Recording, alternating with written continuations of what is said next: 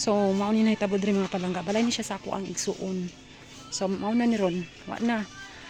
As in dili lang jud ni siya damage. Tawag ani is totally damage gid yung kay. Oh, kawa na sila, wala na sila kontra oh. Bumbong. Halos open na jud tanan dia. Grabe daw ang kawat gabi eh. Ano jud lang kaong. Wa na mga palangga. Luoy kay akong bayaw ani. Mga palang pagkamatay sa akong ate tapos inani na nahitabo sa ilang balay. Di na jud ni mada. Di na jud ni siya madaog repair. Kay patukon na pud ani bagong balay. Palangga oh. Grabe.